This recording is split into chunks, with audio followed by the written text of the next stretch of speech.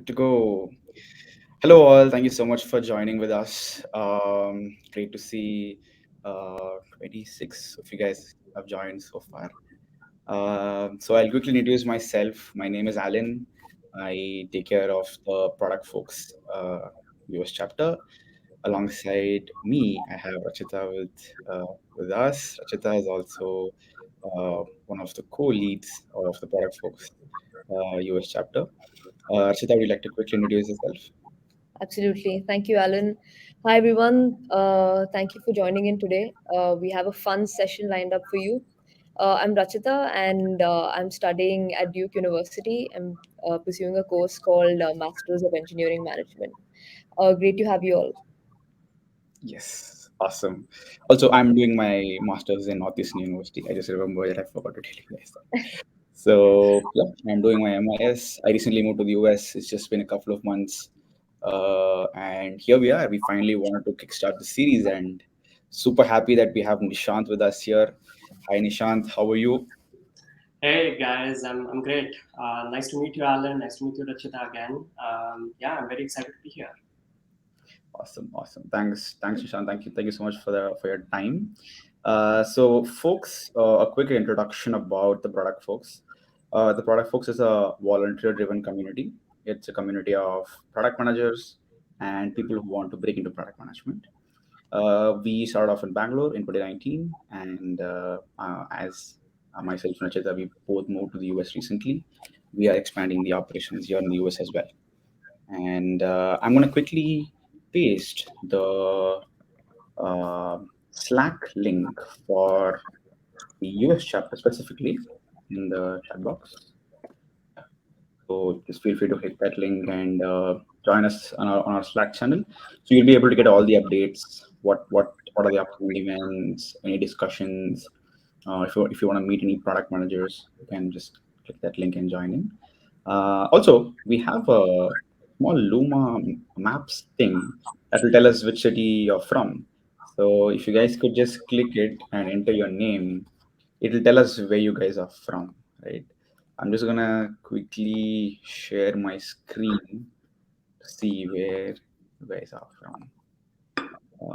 Screen share. Yeah, is my screen visible? Yes. Yes, Alan, it is. Yeah, I can see it now. We have a lot of folks from the West Coast, some from the East Coast as well. Nice to see all of you guys. Awesome, awesome. Great. Also, just let's just wait for others to join as well in that Luma Maps thing. Also, folks, the agenda for of the session is pretty simple. We're going to talk about product management with Nishant. All things about product management, like how did Nishant crack his journey, how was his journey at experience at Facebook, and now at Intuit, and his tips and tricks how to break into product management. All that is in the session. Also, if you guys like to ask something specific to Nishant, feel free to drop a question in the Q&A section. In the right-hand side, you should be able to see Q&A. So feel free to post your questions there. There is a Q&A session towards the end, like in the last 15 minutes, we'll be picking up questions. And we will be picking up questions which have the most upvotes. So yeah, feel free to upvote to the question as well. That's that. And did I miss anything? Oh yeah. Also, we have an upcoming event on the 20th, which is from Murali. He's a senior PM at Nextdoor. I'm just gonna drop the link there. You guys can register. And with that, let's get things started. Uh, Nishant, so let us start from Purdue, right? You went to Purdue for your masters. You describe yourself as an accidental PM. Let's talk about your time at Purdue. How it helped you to break into your first company, and let's talk about how Purdue helped you to know about product management initially. Yeah. Yeah, absolutely. I just want to give a little bit of context for all the folks out there. I think for like many of you, I started my journey back in India. I did my undergrad, my engineering in mechanical engineering, and then I came to Purdue to actually study aerospace. So product management was not even on the top 10 list. So, which is why I think Alan described me as an accidental product manager. So I'll come to why I call myself that. So yeah, that's how Purdue happened. I was really interested in building drones and then studying aerospace. So right after I graduated, I came to Purdue. And after I came to Purdue is when the reality started hitting me, which is, hey, in aerospace, international students don't get jobs, and there are multiple reasons behind that. The things like ITAR regulations and dual-use technologies, where international students are not allowed to work on technologies that US actually owns. So for multiple reasons, ITAR being one of the most prominent, I realized that, hey, I'm not going to get a job, even an internship here at Purdue. So yeah, so that's how things started at Purdue. And probably first or the second month of my arrival is when I started thinking about, wait, if not aerospace, what? I didn't know anything besides mechanical and aerospace. I never even considered myself thinking about technology. I didn't even know what technology meant, right, in the sense of the word. So that's where it started. But something that I was doing at Purdue was a little closer to technology, which I did not make the connection at that point of time. That was actually systems engineering.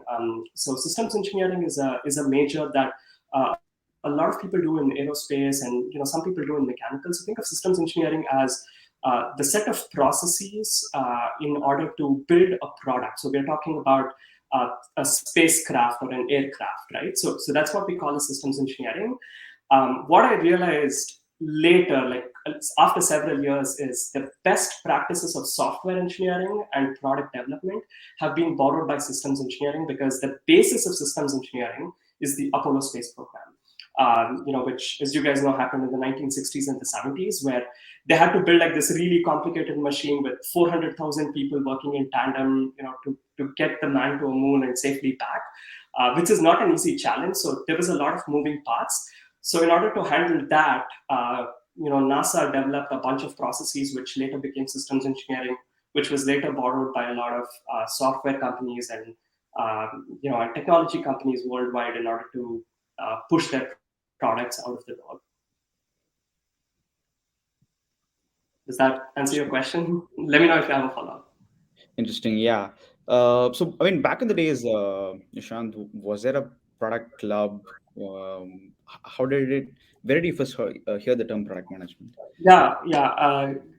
That's sorry, I didn't address that in my in the first answer. So I did not know anything about product management when I was at Purdue. So I knew about software engineering. I knew about different roles in software engineering, like back end, front end, full stack, DevOps. So I had heard some of these buzzwords. I had also heard of data analytics. Like literally, that was my idea of technology was very nascent, right?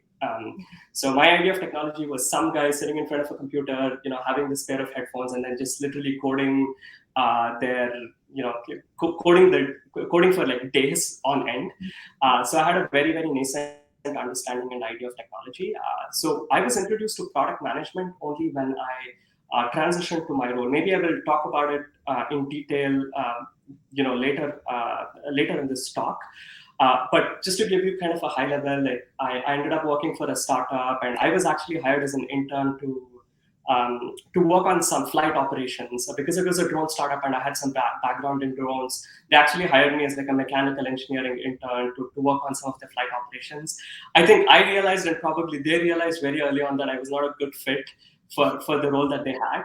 And that's when the CEO of our company, and it was a 50% company, so everyone knew everyone. He called me into his cabin and said, "Hey, I have another cool project for you. Like, do you want to become a PM for this flight software product that we are building?" And he just gave me some information about it, and I'm like, I'm ready to do anything except what I'm doing right now, because I'm not enjoying it, right? So I literally had to walk out of his room and grab one of our project managers, and I had to ask her, "Hey, what is PM?" Like his name was Christine, he was the CEO.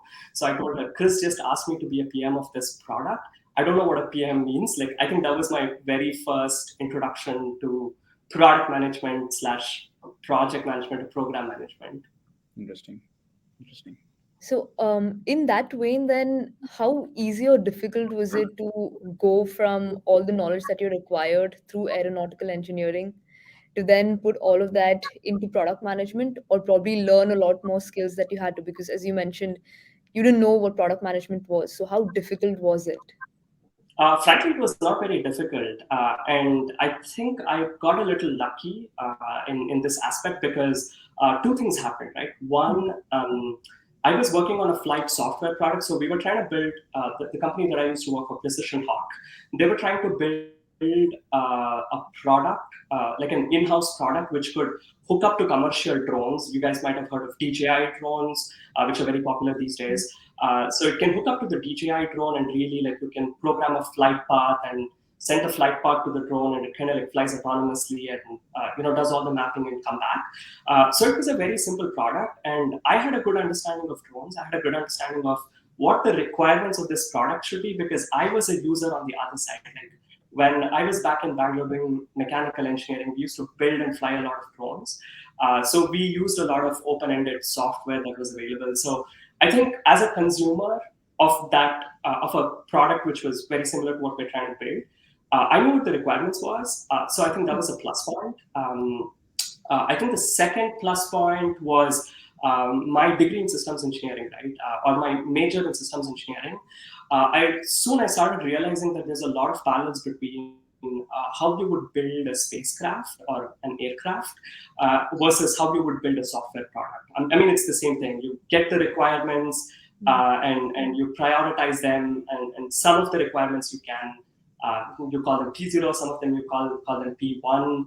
So basically, come up with a way of prioritizing, like some sort of a prioritization matrix. I think we studied things like house of quality, weighted objective matrix. So all of this was prioritization techniques that I had studied in systems engineering, which I started seeing some parallels in terms of, hey, you can totally apply, and then I realized that that's how people do it because everything has been borrowed from systems engineering. So I think these two things made my transition much smoother than I expected.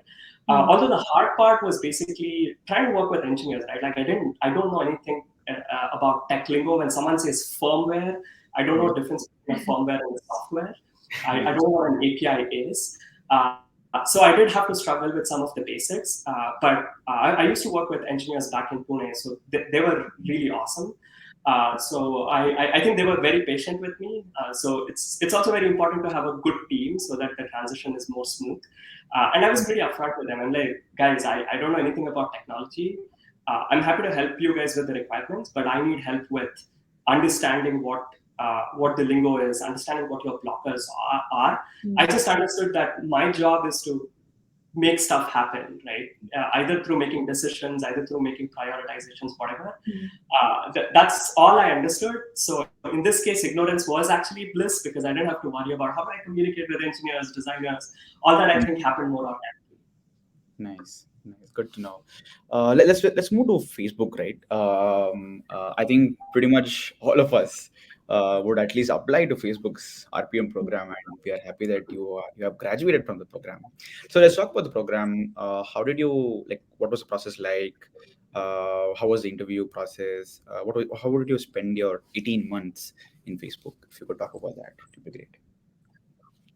Sure. Again, a little bit of context. When I started as a product manager at Precision Hawk, what I started realizing is all the processes that I came up with started becoming the gold standard for the company, right? Then I realized, oh, something is absolutely wrong.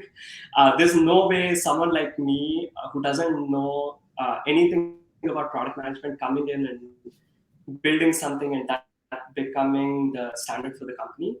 So I think that's when I realized, hey, I need to get out of here and learn more. I really loved my job back in Precision Hawk. I think it was a great mix of technology and working with awesome people, and also work at like drones, which I really love. But I realized that if I really need to advance my career out in product management, I need to find an opportunity that optimizes for learning rather than just pure growth, right? So that's when I started doing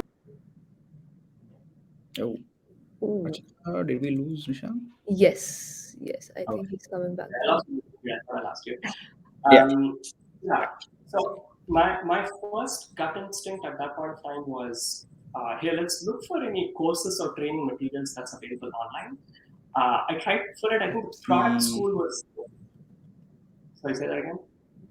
Yeah, we lost you for like a few more seconds, Nishant. Could you repeat? Now it's fine. So I'll repeat it. So I said when I started looking at courses or training materials online, the only thing that I could find was product school, which I think was helpful, but not terribly, because there was no tactical advice in terms of, hey, this is how you would run a product team, this is how you prioritize, Mm. things like that. And then I started realizing that companies like Google, Facebook, Twitter, Uber, all of them have something called as Associate Product Manager Program.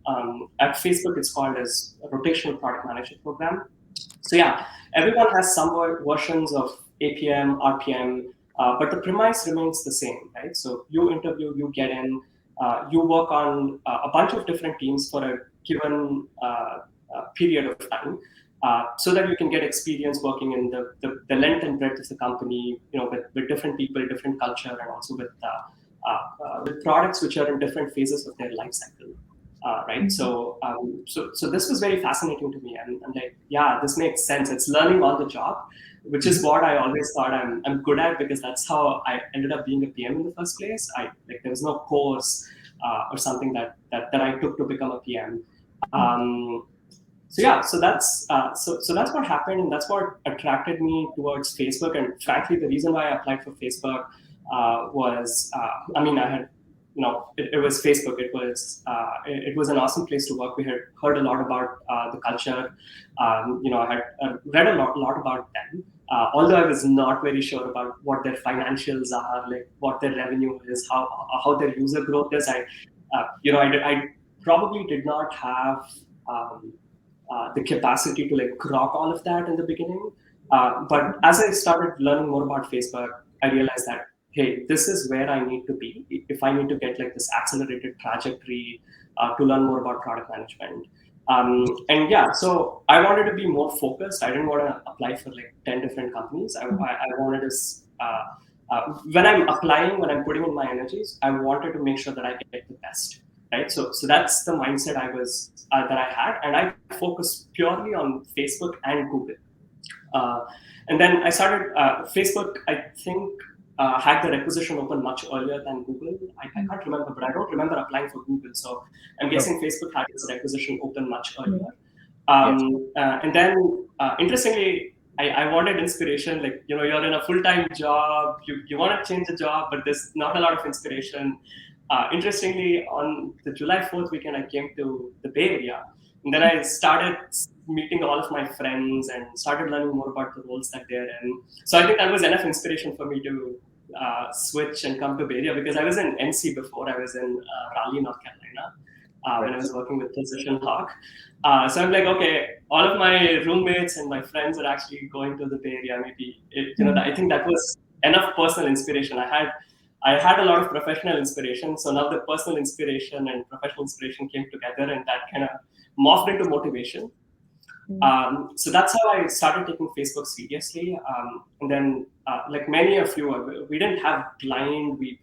I don't even remember having any like YouTube channels that tells you a lot about the interview process. So I chose the best thing that was available at that time, which is Glassdoor. And literally, Right. I went through everything, and someone there said, "Hey, read this Cracking the PM interview book." I bought that book. I read it. I agreed with some of the things that was mentioned. I disagreed with a lot of the things that was mentioned. And I think the reason for that is I had some experience as a product manager already, which was really building the 0 to 1 product. Mhm. So I had faced some of the similar challenges before. So I was able to critique that book and say, yeah, so these are the things I would do differently. So that was the extent of my preparation, honestly. And then all that I did was I just went to Glassdoor. I made a spreadsheet. I started listing different questions that they had, and I realized that Facebook does interviews as execution, product sense, and leadership and drive. So I added these 3 categories and started putting in questions. And then I started thinking about, hey, how do I prep? And I approached it like any other engineer would, right? Like, hey, just I optimized for volume. I said, okay, let me quote unquote solve as many questions as possible. And then I think after looking at a few interview questions, I realized this is a wrong approach, because there is no one way to solve different. Like there were a variety of different problems that or a variety of different questions that people used to ask in a Facebook interview, based on Glassdoor. So really, you can't say, hey, this gonna be X question, and I'm gonna prepare for the X question with Y answer. And if I get a different question, I'm screwed. So that's when I started understanding the concept of frameworks, right? So I started thinking about, hey, can I build a structure which I can brute force into any kind of question that they ask? So I think my basic understanding was I built my own framework. It's not the circles, not Porter, nothing from online. Like a very basic understanding of how I would solve an execution problem, how I would solve like a metric analysis problem, and how I would solve, or how I would approach, solve is the wrong word, how I would approach a product sense issue, right? So I started learning about frameworks, and then, and what I used to do is I bought like this little whiteboard, like a lap whiteboard where I used to scribble all my thoughts. And I used to critique myself after that. I think that's probably the most important thing I learned in the process is critique yourself and see, is there anything better that you could have done? And also, I think there's a book written by Lewis Lynn. I don't remember the title of the book, which had, like the way Lewis Lynn or whoever wrote that book actually solved it. And I used to compare that. I'm like, no way I'm gonna do what this guy is doing. Like, I think my way is a lot better.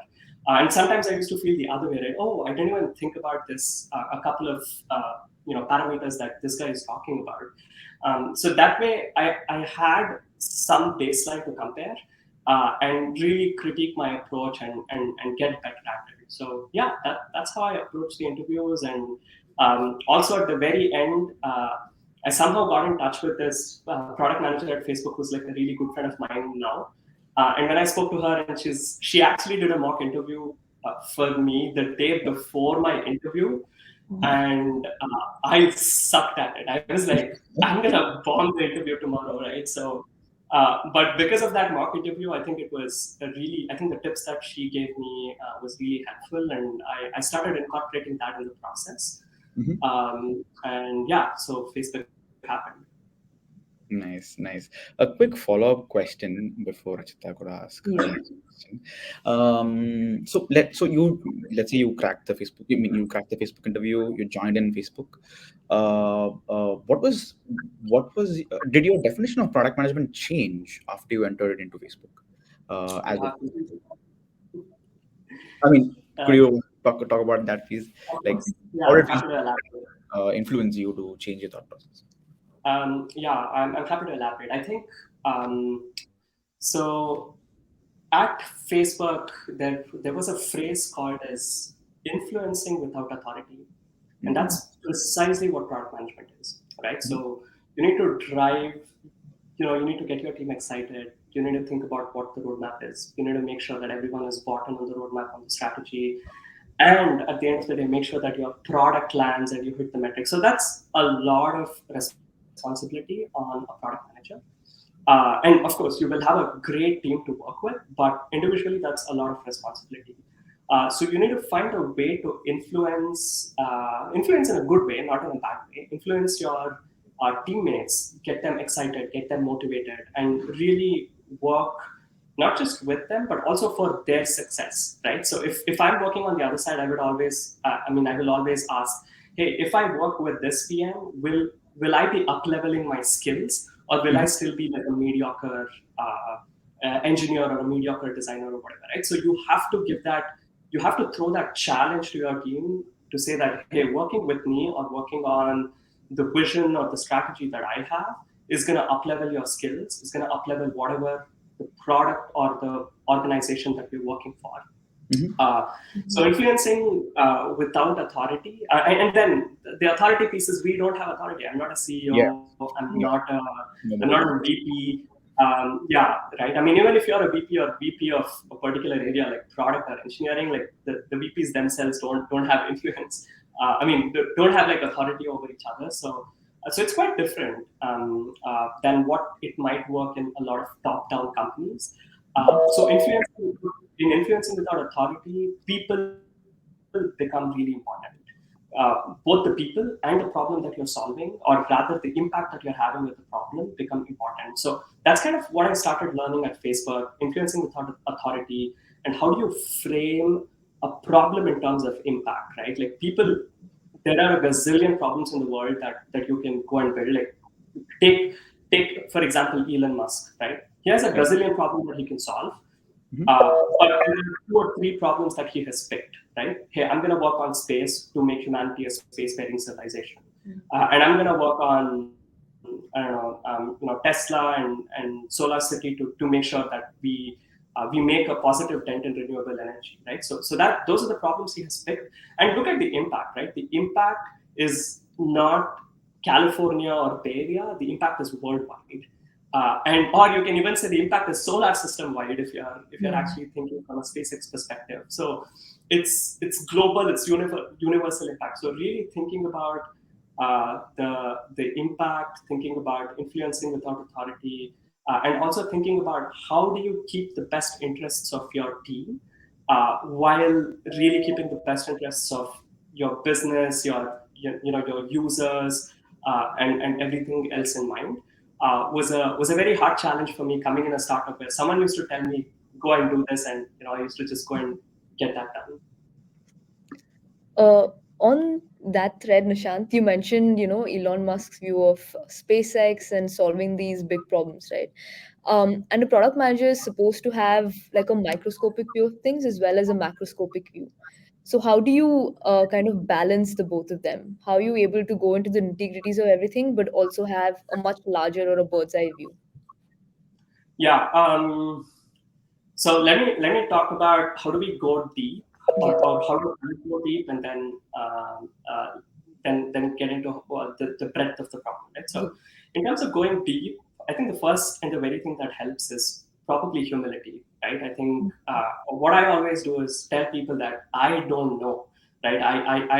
And day one, I don't make decisions because I have zero context. I will be not a great product manager if I'm making decisions at day one, unless it's kind of very obvious to me, right? So unless it's obvious, don't make decisions for the heck of it. Sorry, 1 second. I think I connection is having issues. I think Sorry, it let is. me quickly check my. Yeah, that's Okay. very interesting. Okay, cool. So anyway, let me continue. If you guys Mhm. hear a pause from me, just let me know. Yeah. Yeah. So in terms of depth, I think humility is really important. Humility and honesty in terms of I don't know this. Right? The second is willingness to learn. Letting your team know that I don't know might not be a great message until you follow up with it by saying I don't know this, but I'm gonna make every single effort for me to learn what this is. And a good example is what we did here at Intuit, right? Like when I came into Intuit day one, there was talks about, hey, we should build a product for home loans. I didn't know anything about home loans. I didn't know anything about loans except my education loan, and we had a little bit of interest that you have to keep paying every time. I didn't even know how to calculate that interest, right? I mean, fast forward 2 years, there's a lot of depth that I have achieved in that subject. Again, not enough to become an expert, but also I'm not a mediocre anymore. I think I know that I have a decent understanding of the space where I can talk to another expert and probably like gather more information, right? So have the humility, have that willingness to learn, and really put in that effort to make things happen. And people around you will actually see your effort and will really contribute to it, right? So go and reach out to your experts. Go and reach out to people who have already worked on this problem before. And after that, go and reach out to experts in the industry if you can. At Intuit, there's a concept called follow me home, which is literally like, back in the 80s when Intuit was started, apparently the founders used to go stand at a shop and find customers and literally follow them home and see how they used to do accounting. Uh, so it's a very similar concept in terms of kind of do a follow me home with an expert. Like if an expert can take you through what they do, and how do they think about the space, and then you put in this extra effort. And I mean, you have this knowledge engine called Google, so you can find literally anything these days. So you have to put in that effort. So that's how I personally like to tackle depth. So in terms of breadth, I think one underrated trait of a product manager is basically, at least in my opinion, is trying to get an understanding of how the world works in general, right? And there are multiple ways to do it. The way I do it is by consuming a lot of current affairs or current news, right? So that way I know what's happening in the world, and where, and what are the big problems and what industries are solving. So you take kind of this top down lens where you start from like this world picture, and you think about problems, and then you start thinking about industries, and then maybe the industry that you like, in my case, which is fintech. So it all kind of boils down. So as a product manager, you will be able to ladder everything up, right? I mean, that's also an essential part of strategy. When you build the right strategy, where you can say, hey, I want to do X, Y, Z, you should ladder that up into the larger goal that the business has, or the larger goal in terms of disrupting an industry, for instance.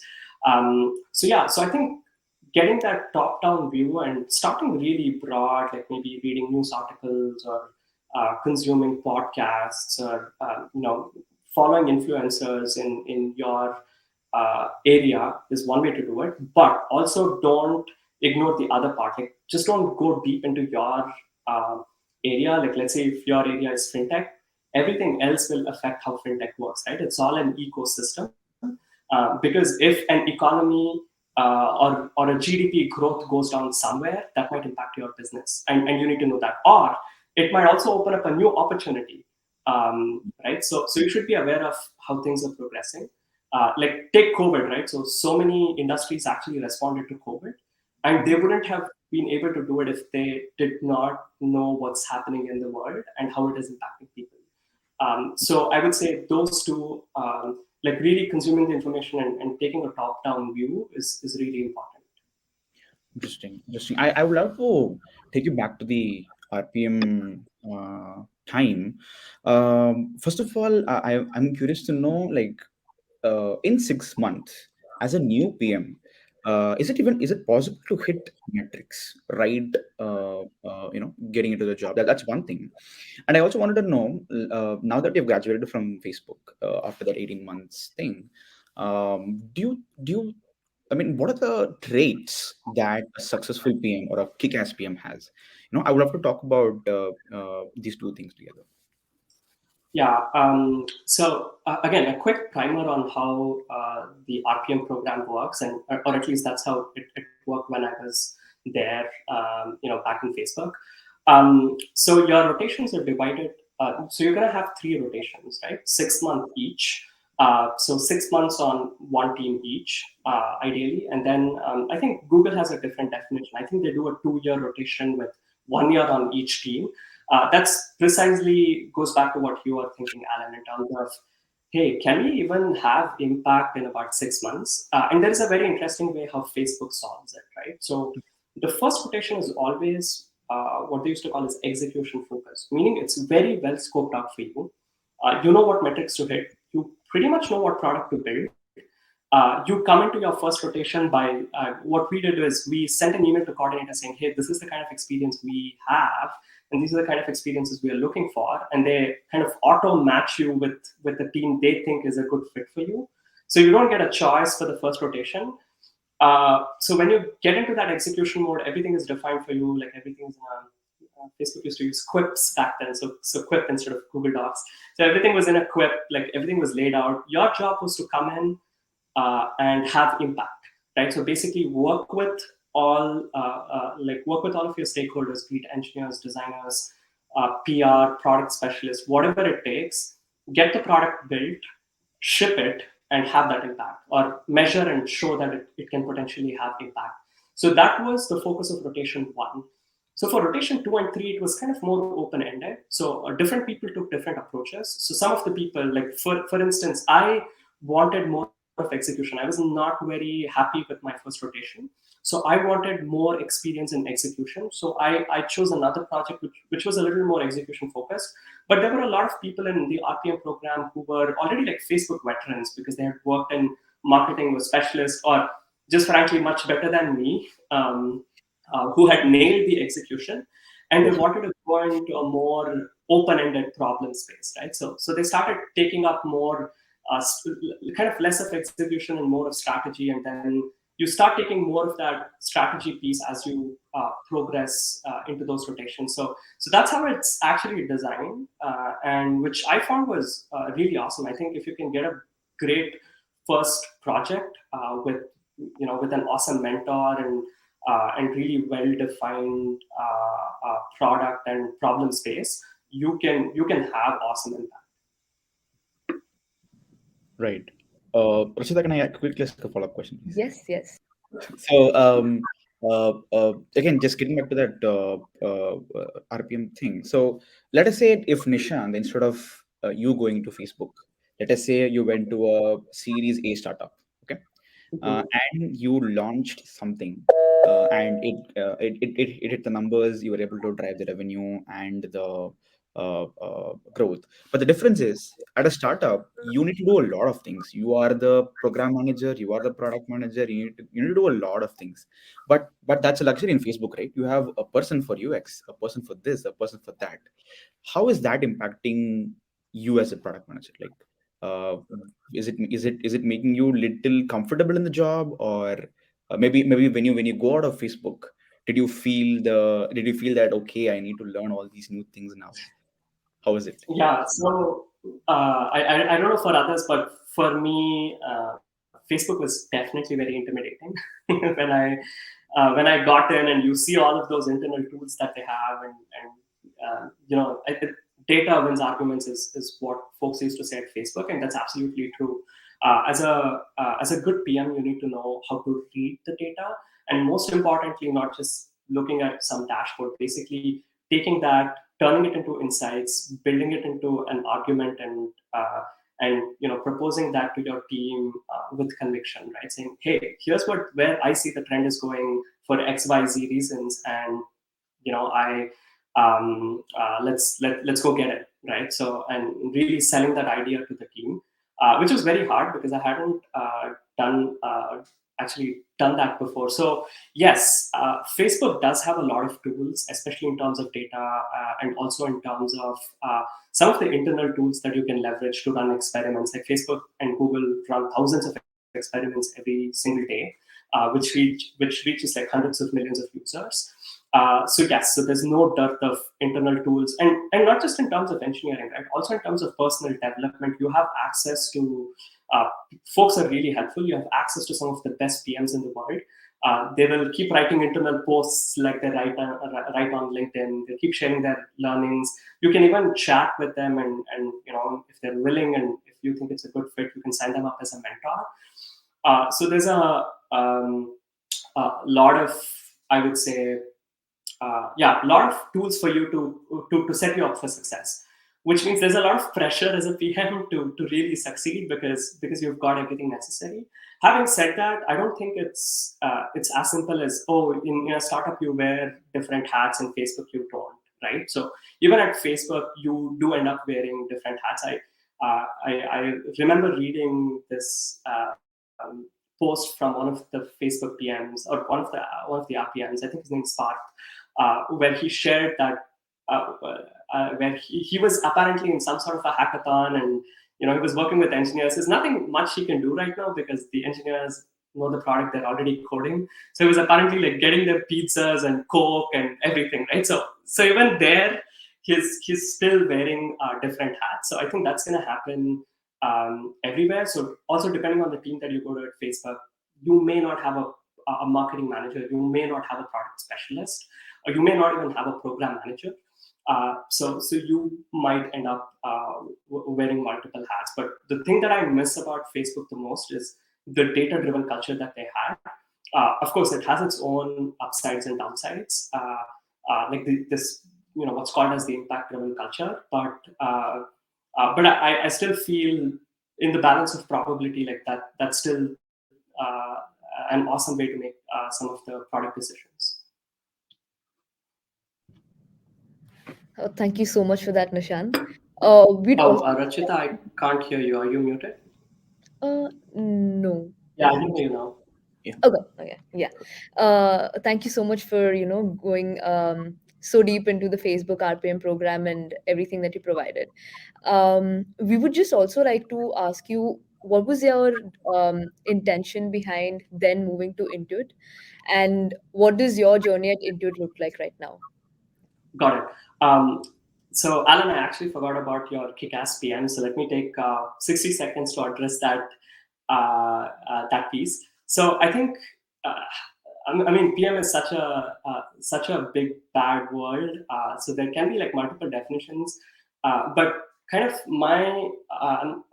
when you ask that question, my mind kind of like wandered into this. One of the questions that was asked by someone recently, where they said, hey, what is it that you do that an engineer, a designer, or a data analyst on your team cannot do, right? Like, which was a fair question. And I think my answer to that was impact, right? So as a product manager, you should be really good at helping your team understand why they're building what they're building. So setting the context, helping them, setting the right success metrics and making sure that the team actually hits it. If they don't hit it, like help them understand what happened, right? So really being the thread which ties all of this together is, I would say, one hallmark. The second is more around energy. I think I've worked with a lot of PMs. Some PMs are awesome, but you just don't feel that energy when they're in the room, and that's not always. Sometimes that's a turnoff. So at least I enjoy working with PMs who bring a lot of energy into whatever the situation is, right? Like maybe your product is doing awesome, or your product is getting pelted. So either ways, you have to bring this like positive energy and kind of enthusiasm into the team. And the third one is what I call is like rising from the ashes. So obviously for a PM, things will not always go right, both PM in terms of the career and also in terms of the product. Things will not always go right. So I think a kick-ass PM will definitely have this attitude of never say die, where they're gonna rise from the ashes and make sure they either set their career right, or build a great product. And going back to your question, Rachita, in terms of my um, rationale behind leaving Facebook and trying for a new opportunity, I think one was certainly around social media. I think all the opportunities that Facebook had internally when I was looking at was very social media heavy, and for various reasons, it didn't really excite me at that point of time. Second, I was always looking for this holy grail that everyone looks for, right? Like, how do you blend your personal passion with your professional interests? So the bet that I took was, hey, maybe finance is what it is. Like, I'm really interested in finance, investing on a personal level, and obviously, like the fintech industry was booming back then. I mean, now it's roaring. Back then, it was pretty booming. So yeah, I thought that was a great opportunity to see if I can go and explore fintech. Like for me, that was an experiment. I don't know if I didn't know if I would succeed as a fintech PM, and I didn't even know what the challenges were. So yeah, it was. It's been an interesting journey at Intuit so far. Like Intuit and Facebook are two different product cultures, and for reasons that work really well for them. Like Intuit has like very mature products, and products that are like decades old, probably older than Facebook. So it's kind of a different culture. But the one thing that I really like about Intuit is just the people. The people here are awesome. They're very friendly, and also Intuit is a very employee-driven company. So that means I get a lot of opportunity not just to have impact at work, but also to make that difference in my personal life when I come back home. So yeah, so those are some of the reasons, or those are some of the things that I like about Intuit. Awesome, awesome. Also, I'm a user of Intuit Mint, so thank you for Perfect. Yeah, mentioning yeah. I that. work for Mint. If you guys don't know what Mint is, go to App Store, search for Mint Finance app, and download it right now. Yeah, awesome. We also have it on Android, so you can do it on Play Store too. Cool. Nishant, now I'm curious to know about let's go get into interview prep, right? Because I think this is the interview season, and I think pretty much all of us are preparing right now. So even I'm preparing right now. So I would love to know three things. Okay, one is your strategy to prepare. That is when you prepared for Facebook as opposed to Intuit. I want to know your strategy that you took. Secondly, if you have any like say cheat sheet or some mental models that you would recommend us students to have in our minds, because I think I'm not sure how difficult the intern interview is as compared to the full-time role. I'm not sure. I would love to know about that as well. So yeah, mental models, tips, tricks, resources with Facebook and Intuit in mind. Wow, that's a loaded question. I'll need to think about that Okay. on what's the best way to Okay. structure. So first, let's talk about intern versus a full-time PM.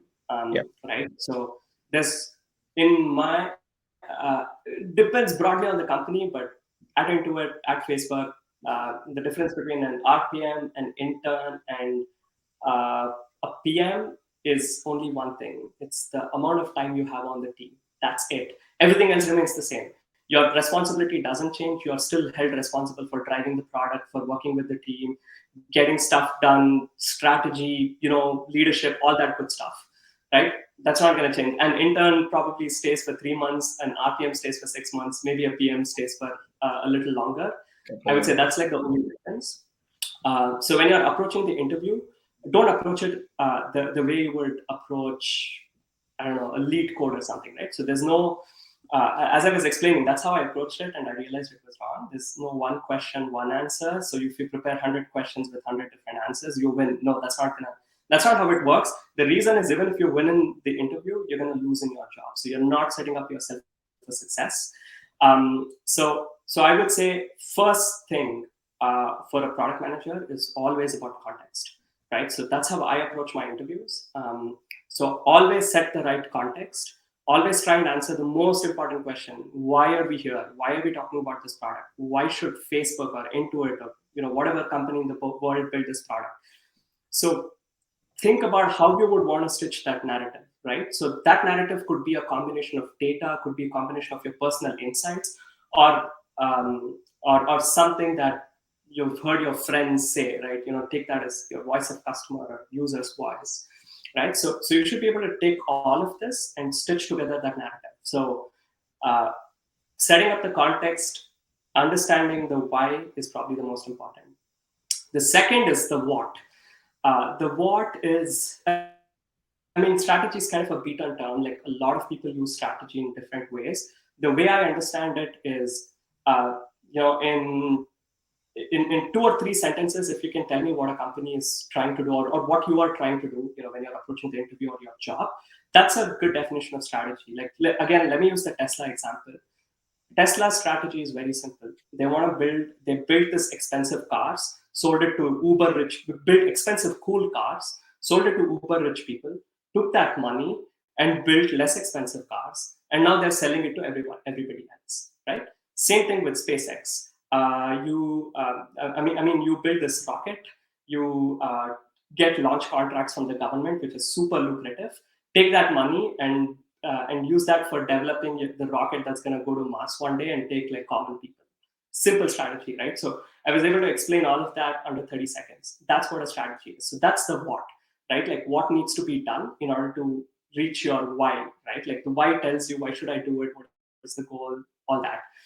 And then the how, right? So these are what we call as tactics. How do you do that? Like think about those nuts and bolts. Like the how for SpaceX in the SpaceX example is they realized, hey, sending one rocket and like literally losing most of the rocket is useless. Can we bring those simple parts back to the Earth? Right? That's how they solved it. Like their tactic was build a reusable rocket. Right. So and then there are a lot of challenges within those tactics, right? Like how do you bring the first stage, second stage, third stage together?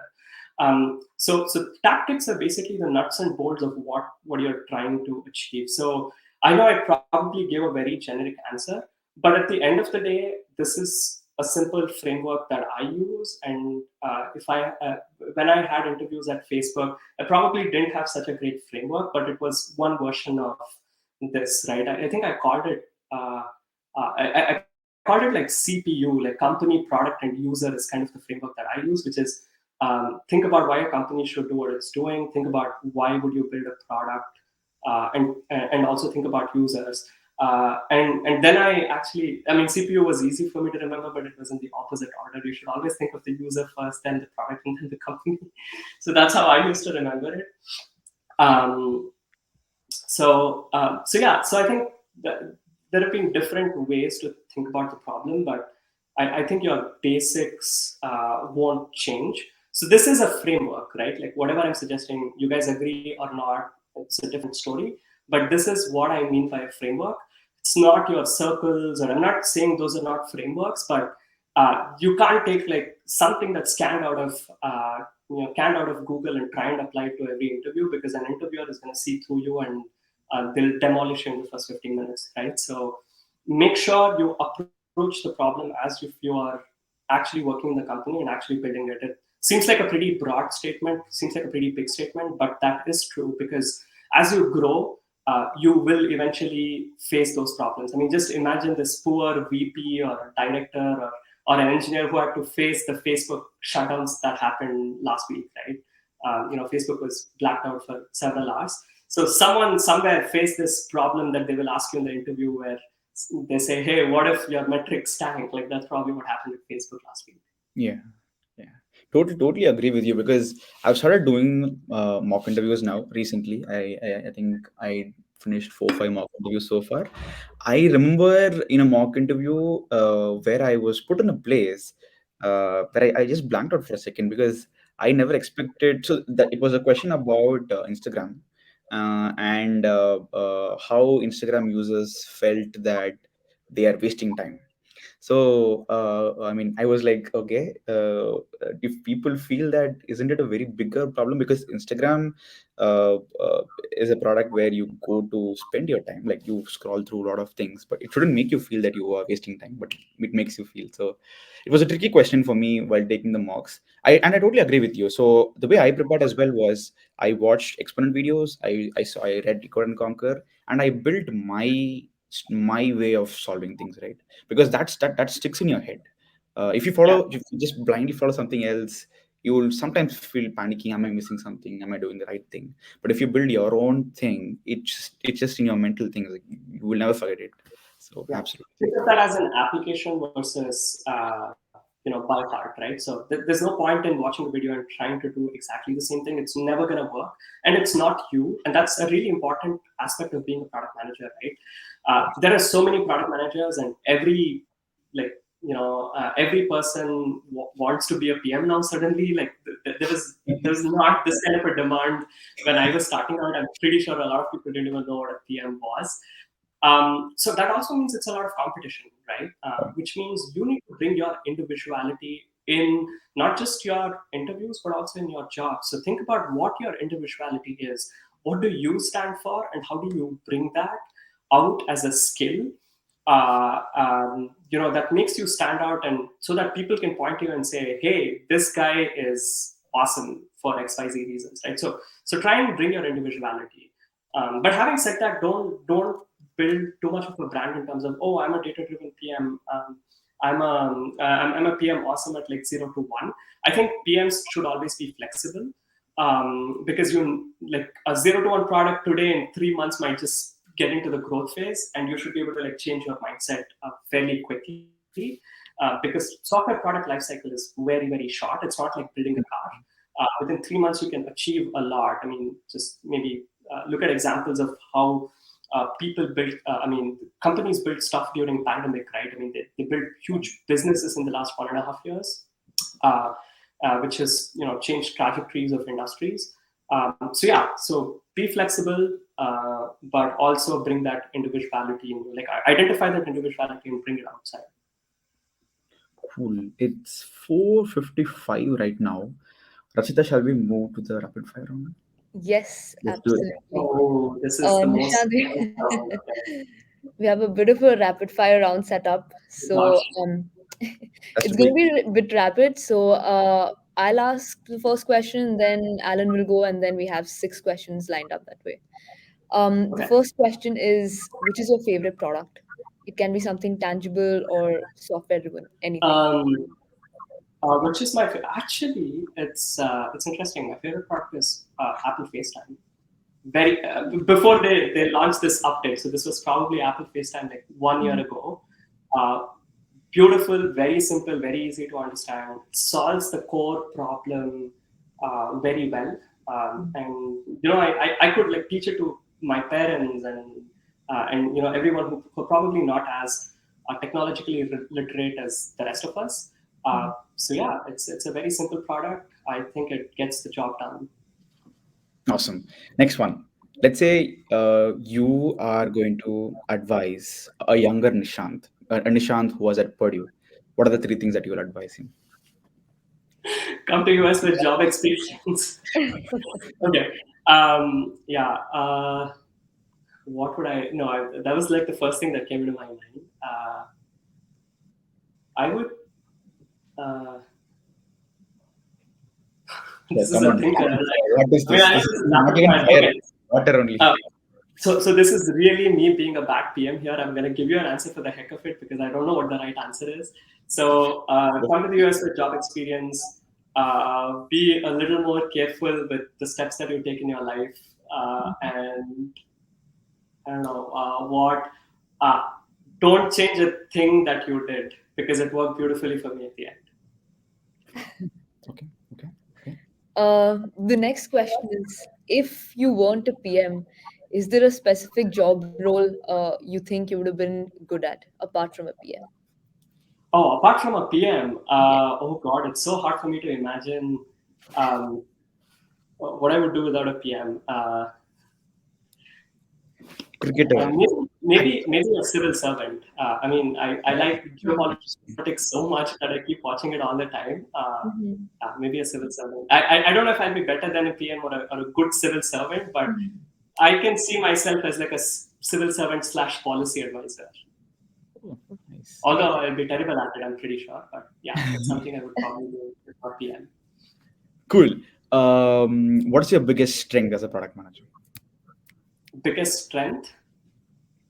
Um, If you would like, we can I, talk about weakness, but it's up to you. I mean, whatever you guys want to know. I think my biggest strength is certainly uh, I just like working with people, which makes me flexible in terms of working with different sort of people. I think that really has helped me in my career where I can be vulnerable. Because people like working with me and I can be vulnerable to them. There have always been situations where they have actively tried to help me, right? So if you're not a nice guy, people won't help you. So being a nice guy has its advantages and disadvantages. So being a nice guy on the team has helped me with people trying to actively help me, solve problems and also advance my career. Great. The last set, a book, podcast, or film that has in some way altered your worldview or impacted you the most. Not just in professionally, but just personally, professionally, anything, but impacted you the most. Oh, this is hard. Uh,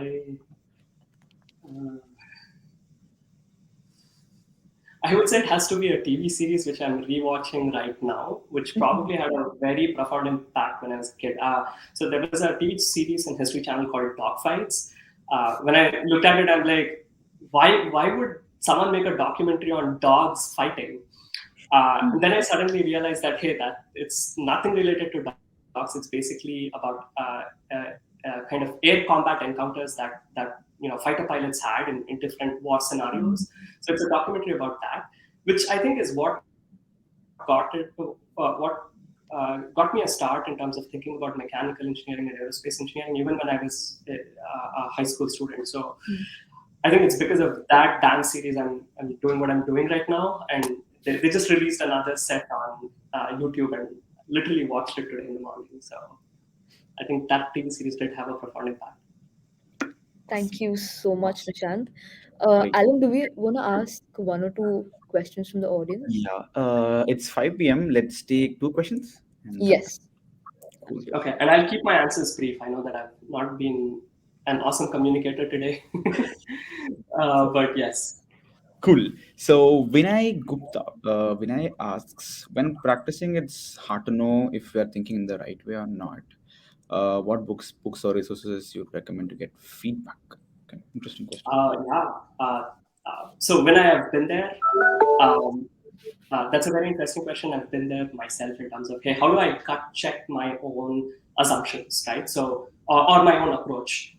So here's what I did when I starting out. When I was starting out, one way to do that is like I looked at YouTube, and I think Alan mentioned the example of Exponent. Back then, Exponent was just starting out, and I think they had a few videos, which was really helpful for me to see how people uh, with the title of product managers are really approaching the question, and then see if I can learn something from them. Second is the cracking the PM interview book. I don't think it's the most awesome resource, but I think if you have absolutely no idea, it gives you a pretty decent start.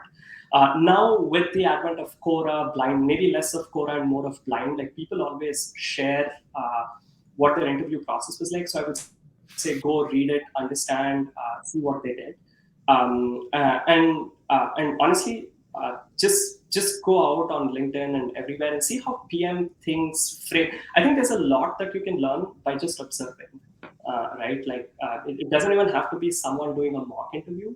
It just observe how people talk, observe how people frame, and I think that probably gives you a lot of context in terms of how you would want to change your approach. And you know, when you see a fireside chat, maybe not this one, like a different fireside chat where people are talking about actual products and metrics, like think of like just observe how are they pitching the impact of the product, how are they talking about working with people, how are they talking about problems, and how did they arrive at that problem. I think just looking at their journey can give you some of those ideas. And on top of it, bring individuality, like critique yourself. Never ever forget to critique yourself. Like when you figure out an approach, go back to the approach and say, hey, can you do something better? Can you do something that helps you move faster? Can you do something that will help, let's say, your mom, dad understand, what you're trying to do? Because it's kind of like this fourth grade framework, right? So whatever you try and do, a fourth grader should understand. That Yeah. should be the way or the level at which you're communicating. Like that's the breadth. But when an interviewer or when your colleagues, if you're working as a PM, ask you questions, you should be able to go deep and speak at their level. I, I, Actually, I that like gives me to. another idea. So go and watch this Wired series where like there's this one person who explains a topic Yeah. for five different like difficulty levels. Yeah. It's quite interesting. I think that is I would say that is the skill you should. That's one of the skill you should develop as a PM. I'd like to add to that question as well. So I think pretty much all of us did GRE and then came to the US. So how did we prepare GRE? We just used to take mocks. So just the same thing for PM as well. Just do mocks again and again and again. You'll get better at Yeah, it. I mean, mocks are great, but the only caveat I would add is always self-critique yourself. Definitely, doing mocks really helps. Like as I said, when I met my friend at Facebook, and she helped me do a mock like the day before, and I was really freaked out. So yeah, that actually gives you a quick gut check on how horrible you are or how awesome you are. But critique yourself. Like just because you do a mock with XYZ person, that doesn't make it right. Absolutely. Let's just take one more question. Matangi asks, what was your biggest challenge when at Facebook and at Intuit to gain the credibility of your engineers? Like, how did you go about doing it? How difficult was it? And yeah, if you could talk about that. Yeah, I spoke about my strength of quote unquote being a nice guy. It's not enough. I think that was the hard fact that I learned. You might be willing to learn, but you should show your willingness. Uh, it's not enough for you to go and say that, hey, I love to learn. No, you have to showcase that you are learning. And for engineers, and again, it depends on the culture and depends on the company that you're in. But at Facebook, one thing that drove engineers was impact. So if you can go sit down, work with them, come up with this idea which drives the top line metric that your org has, uh, engineers respected you, because it kind of goes back to the superstar or the rock star PM that I was talking about, which is you are now helping the team build something not for the heck of it, but build something that can have a meaningful impact, right? Be it impact on customers, impact on revenue. Like again, depends on where you're working, but have that meaningful impact on people, something that you can measure, something that everybody can measure and say, hey, you did a great job. I think getting stuff done and letting them understand why you do what you do has been my way of gaining respect. Awesome. Awesome. Thanks, Nishant. I think we are over time. Thank you so much for taking this 1 hour, 1 hour, some minutes with us. Really appreciate it, Nishant. And let us say if these folks would like to get in touch with you later on, what's the best way to go about it?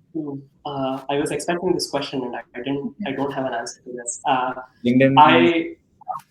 I uh, So the problem with LinkedIn is I don't mind connecting with people on LinkedIn. I mean, guys, I've been on the other side. Like I would love to help as many people as possible, but I just don't have the bandwidth to do that. But send me a LinkedIn request, but just include why should I connect with you? And again, this is not an interview question. This is just for me to understand, like people from different walks of life send me connection requests, and it might not always be valuable to both the parties. So I want to make sure that if I connect with someone, if I'm helping someone, it's valuable to you guys. So just give me a little bit of context on why you're trying to connect with me. Awesome. Awesome. Absolutely. Also, folks, we have recorded this entire session, which will go on YouTube, and we will be sharing that link on our Slack channel. Again, our Slack to join our Slack channel. I think we have added the link. It's just bit.ly join TPF. I'm gonna paste again. And also, if you guys, I'm pretty sure you must have learned something or the other. So, I would love for you to just post on Twitter or LinkedIn and tag Nishant to it. That will be great as well. And lastly, we have a Yeah, program. please do that if it's only good things. If it's bad things, you don't know who I am. Uh, Only if it's not something good, feel free to tag me, and I'll be thankful to you. If it is bad, just write me a note on LinkedIn, like send a connect request and say you are a horrible dude, and then I'll get my feedback. Just do it. I don't think I'm not so. kidding. Like, write anything that you guys like. Sorry, I'm gonna. Yes, yes, awesome. So, yeah, also we have a program called the Campus Ambassador Program, and I think we are currently live at 8 universities so far. We are live at universities like Sunny Buffalo, Duke, Purdue, UTD, ASU, Santa Clara, SJSU. If you would like to, start your own campus group, or if you like to refer somebody who would like to join, feel free to DM us. You can find me on LinkedIn and on the Slack channel as well. I'll just post my LinkedIn in the chat box. Feel free to DM me. Happy to take it as well. And yeah, that's pretty much it. Last notes, Nishant and Rachita. Any closing notes? Oh, for me, no, this was a lot of fun. It's been a really long time since I did such a session. I hope at least less than half of it was helpful for you guys. I know I didn't give like really concise answers, which I wanted to, but it's a learning experience for me, and yeah, hopefully you guys got something positive out of it. Yeah, loved it. And again, thanks Alan, Rachita, and the product folks for just giving me this opportunity to be here and share my thoughts, share my journey. Yeah, love to do more fireside chats. Yay, awesome. Thank you Great. so much, Nishant. Thank you, everyone, for joining in. And as Alan mentioned, do let us know if there's someone in your friend circle who wants to join the product folks. Let us know. Let's grow the community. And again, thank you so much, Nishant. This was really great. And more All than right, see you more guys. than half an hour of learnings from you, I suppose. Yeah, for sure. Yeah, I wish so. All right, cool. Nice meeting you guys. See you all. Bye bye. See you. Bye Bye. bye. Thank you. Thank you.